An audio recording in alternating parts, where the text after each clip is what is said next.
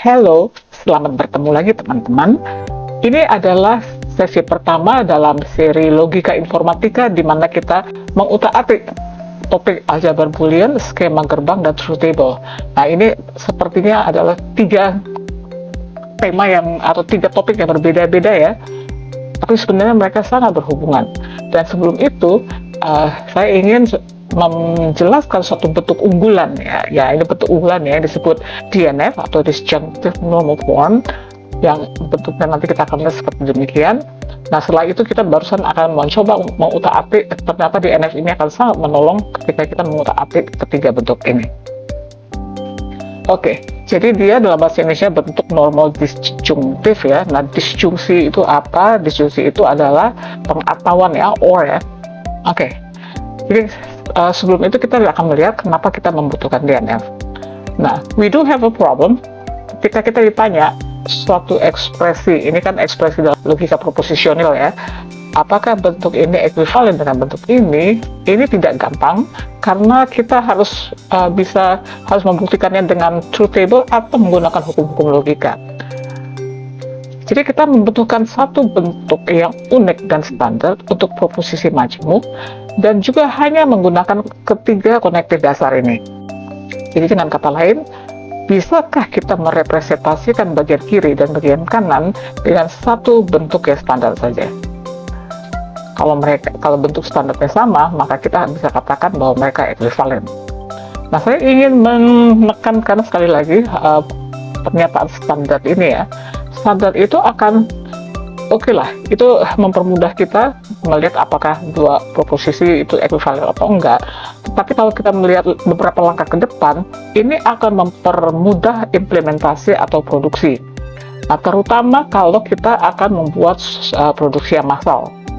Kalau kita punya suatu bentuk standar, maka ketika membuat rancangan implementasi yang massal, dia akan mempersingkat masa perencanaan. Oke, jadi DNF itu adalah disjungsi dari beberapa min term. Oke, disjungsi adalah pengatauan ya. Oke, jadi kita akan punya beberapa min term yang dihubungkan dengan or. Nah, min term itu apa? Dia adalah konjungsi dari variabel atau negasinya, di mana setiap variabel muncul tepat satu kali. Jadi min term itu konjungsi N ya. Jadi nanti bentuknya kira-kira demikian. Nah, sebuah variabel atau negasinya itu ini ya, konjungsi dari variabel atau negasinya. Itu disebut literal. Oke, jadi saya akan ganti ini variabel atau negasinya adalah literal. Jadi nanti ini apa ini yang dikonjungsikan adalah literal. Dan seterusnya. Nah, sebuah min term hanya muncul satu kali dalam DNF, ya jelas, karena kalau dua kali berarti kita bisa pakai hukum idempotent ya, untuk dua kali itu cukup satu kali saja. Coba kita lihat ini apa ini? Ini exclusive or. Nah, definisinya adalah, ini sebenarnya definisi dari exclusive or, P exclusive or Q. Nah, ternyata definisinya itu adalah DNF, apa betul ya? Coba kita lihat. Yang jelas dia adalah disjungsi, dan dia disjungsi dari dua konjungsi. Nah, pertanyaannya apakah ini literal ya? Dan apakah literalnya katanya min term adalah konjungsi dari literal, di mana setiap variabel muncul tepat satu kali. Nah, dari segi disjungsi dan konjungsinya ini sudah benar, tapi apakah ini literal? Jadi dengan kata lain, apakah P and not Q sebuah min term? Apakah not P and Q sebuah min term? Jawabnya ya iya. Karena apa? Ini adalah sebuah literal. Kita punya dua variabel, ada P, ada Q. Ini adalah variabelnya. Not Q adalah juga literal karena dia variabelnya Q dan dia adalah negasinya. Apakah di sini P muncul satu kali? Kita punya dua variabel, P muncul tepat satu kali, ya. Q muncul tepat satu kali, ya. Nah, ini bagaimana? Oh, ini adalah not P. Apakah ini literal? Ya, karena dia adalah negasi dari P. Q juga literal, itu variabel itu sendiri. Mereka muncul tepat satu kali? Iya. Berarti ini adalah sebuah DNF. disjungsi dari konjungsi literal. Oke, bagaimana kalau kita punya tiga variabel P, Q, dan R? Apakah ini sebuah minterm? Jawabannya adalah iya, karena ini adalah konjungsi dari ini P literal, not Q literal, not R adalah sebuah literal. Dan P muncul sekali, Q, R juga muncul tepat satu kali. Kalau ini bagaimana? Ini bukan minterm karena dia menyalahi ini. Satu variabel muncul tepat satu kali. Nah, R tidak ada di sini. R harus pernah muncul. Kalau ini bagaimana? Ini juga bukan minterm. Lagi-lagi dia menyalahi bahwa setiap variabel muncul tepat satu kali karena P muncul dua kali. Kalau kita lihat memang ini dia langsung membuat seluruhnya jadi false ya. Oke, ini bukan minterm. Oke, bagaimana kita mengubah proposisi majemuk ke dalam bentuk DNF? Oke, ada beberapa langkah. Kita langsung saja lihat aplikasinya ya dalam suatu contoh. Oke, misalkan kita punya ekspresi seperti demikian. Bagaimana kita membuat truth table? Bagaimana kita bentuk DNF-nya? Yang pertama, bangun truth table. Sorry ya, kita harus bangun truth table dulu. Nah, kita mau membuat truth table itu dia, berarti kita perlu P or Q, dan kita perlu not R. Ya, ini saya tidak ulang lagi. Setelah itu kita perlu membuat implikasi ini. Ya. Oke. Kita baru membuat langkah nomor 1. Langkah nomor 2, pakai baris-baris dalam truth table di mana proposisi bernilai true. Ini ya proposisinya. True-nya mana ada 1, 2, 3, 4, 5.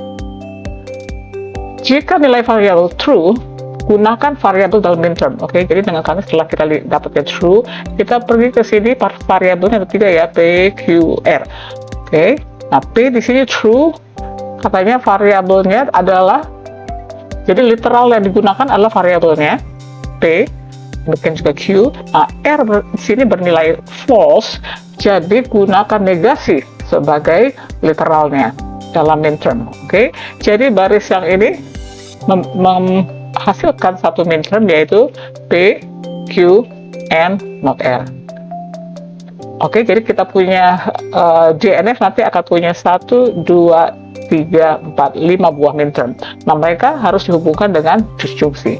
Oke, ini adalah yang kedua, yang hijau ini, or P, N, not Q, and not R.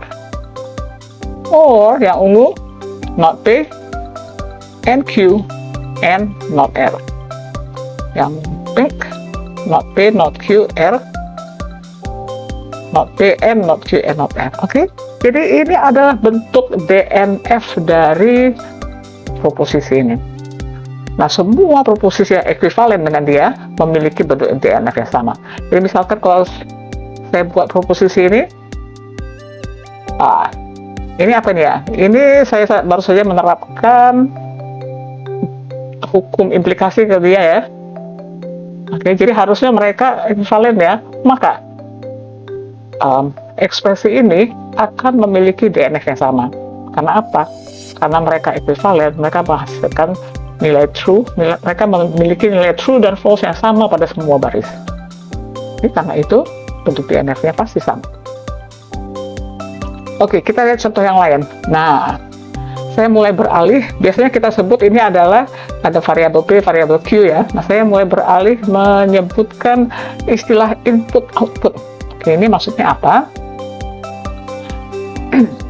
Jadi kalau kita punya suatu sistem, kita maunya ada input, ada output, nah sistemnya melakukan apa? Nah, dalam truth table ini, kita punya 2 input. Jadi dia menghasilkan apa ya? Ini kita nggak tahu ya. Ini nama fungsinya apa kita nggak tahu ya. Yang jelas kita mau hasilnya seperti begini. Oke, nah inputnya dalam hal ini ada 2, outputnya hanya 1. Oke, inputnya ada P dan Q. Outputnya apa? Itu tergantung dari apa ini fungsi yang masih tanda tanya ini. Oke, jadi dengan kata lain, ini rangkaiannya apa ya? Nah, kalau kita membuat DNF dari sini, dari truth table ini, gampang sekali. Karena apa? Kita tinggal membuat disjungsi dari minterm dari ada berapa ini? 1, 2, 3 ya. Oke, jadi yang pertama P and Q or. Nah, ini not P and Q or not P and Q. Nah, ini adalah yang bentuk DNF dari yang kita buat sebagai tanda tanya ini. Oke, jadi coba lihat lagi nih. Ya, ini apa ini sebenarnya? Ini loh, dia melakukan fungsi ini. Oke, jadi kalau kita nggak tahu, kita sebenarnya kita bisa tebak sih ya. Ini apa ini? Kalau kita bisa tebak ya. Ini sebenarnya kan P berimplikasi Q ya. Oke, tetapi itu berarti kita harus menguasai hukum. Nah, kalau kita bisa membangun DNF-nya, nah ini kan bentuk DNF ini kan ekuivalen kan dengan P berimplikasi Q. Oke, jadi kalau kita lihat memang bentuk DNF mungkin bahkan sering bukan merupakan bentuk yang paling sederhana. Oke, jadi ngapain kita punya bentuk DNF? Apalagi kalau tadi saya menyebutkan DNF ini adalah bentuk unggulan. Oke, jadi sebenarnya persoalan kita apa? Kalau kita punya suatu ekspresi, nah ini saya sudah mulai mengatakan aljabar boolean ya. Nanti sebenarnya aljabar boolean ini kita belum bahas ya. Aljabar boolean itu sebenarnya seperti logika proposisional saja, hanya bentuknya beda. Oke, kita ingin supaya dia jadi sederhana. Nah, ada satu alat yang disebut Canomap. Dia betul-betul istimewa. Canomap ini akan menyederhanakan ekspresi menjadi ekspresi yang sederhana.